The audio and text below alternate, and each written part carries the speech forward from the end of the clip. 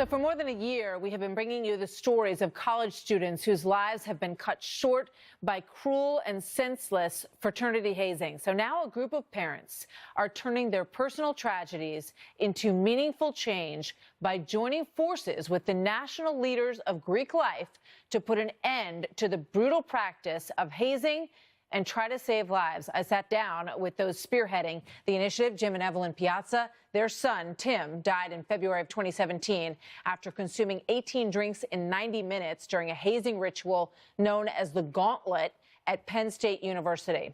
Richard Bram, his son Marquise, jumped to his death in 2014 after horrific hazing incidents at another Penn State campus. And Judson Horace, president and CEO of the North American Interfraternity Conference. Watch. You know, I think kids, you know, they listen, they go to the meeting, they all nod their heads. Oh, yeah, this is terrible. We're never going to let this happen again. But they think they're invincible. And then the door closes, and it's time for the tradition, and somebody did it to them, and it's their turn to do it to somebody else now. What's going to stop them from keeping this going? Yeah, I was with these parents and others and watched the summer program with 600 young men, and there wasn't a dry eye in the room, including me. And so you're right, it's all about authentic connection, and it's about tapping into young men's hearts and how they were raised. So these parents have the unique ability to do that I can't do in my position.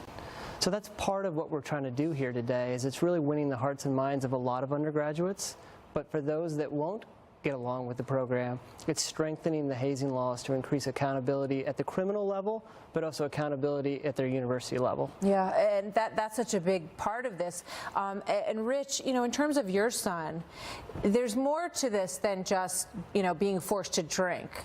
There's also the psychological side of, you know, I'm in, I'm out, I'm not included, I'm included, and all of that pressure that I think social media even exacerbates now. What do you think about how to fix that? Are you optimistic at all that still keeping fraternities, this can go away? As Judd said, I mean, I think you speak to them. I mean, having spoken to those boys, I think we touched them. I mean, they were touched in some way. They were like these grown men or young men, you know, reduced to tears. Just showed they couldn't hold back the emotion.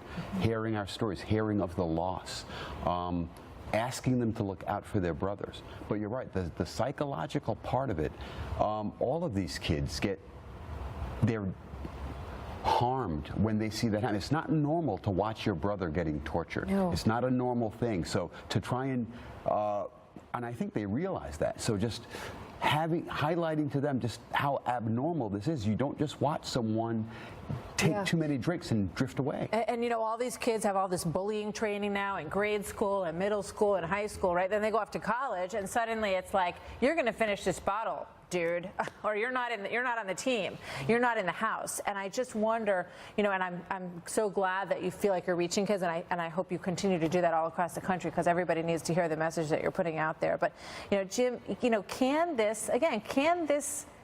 the fraternity system be saved and turn into something maybe closer to what it used to be in some ways? Martha, I wouldn't be here if I didn't believe in it. I'm really a big advocate on making change, and I do believe we're touching individuals, and it's going to come down to the individuals at the end of the day to make the difference. But again, I wouldn't have started this process if I thought. Well, I give you so much credit, because it can't be easy to revisit what happened to you all the time. No. And Evelyn, that's what you do by doing this. Right. And I know you also want to talk to high school kids before they go off. What do you want to say to them? High school kids, you want to open their eyes to what is hazing and to watch out for it and to not fall victim to it. What we're hoping is that we can get the college kids to go back to the high schools, and then I think they would be more effective than just having an adult come and speak. Maybe not the parents, but then it's a peer. And it's kind of cool because it's a college kid, and I think the college kids, the fraternity and sorority people, will be able to reach the younger kids in a way that maybe an adult speaker can't. Yeah. Update everybody, you're in the middle of the trial.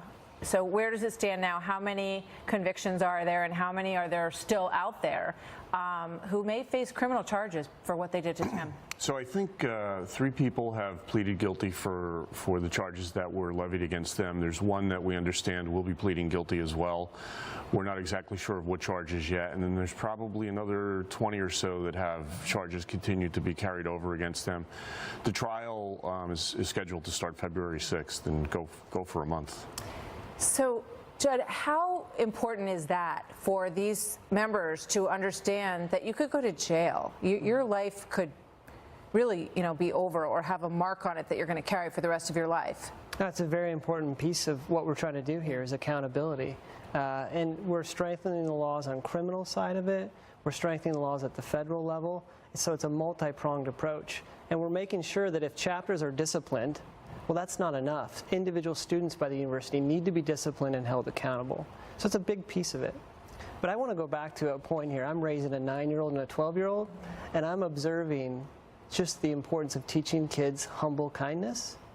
And that's really what we're trying to do here through our program, is to work with our own college students who might be growing up in a world that's not as easy in social media, and putting them back in the high schools and back with the junior high students, because that is really, that process helps the college students reconnect to what they should be about, right? So it's really about getting both sides to work together. This is bigger than just fraternities. We're taking responsibility for our behavior, but we're trying to make an impact much bigger than just college campuses. Yeah. Rich, final thought on, maybe Penn State. Do you feel like they get it or no? Penn State told me, the president of Altoona, that they want to be leading the way on the anti-hazing issue. The proof will be in the pudding.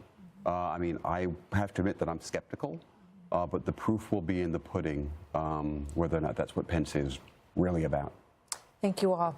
Thank you all. It's important work, and I commend all of you for your strength in carrying it on, and I hope that it will save some young people in the future. I really do. Thank you for being here today. Great. Thank you. Thank you. Thank you.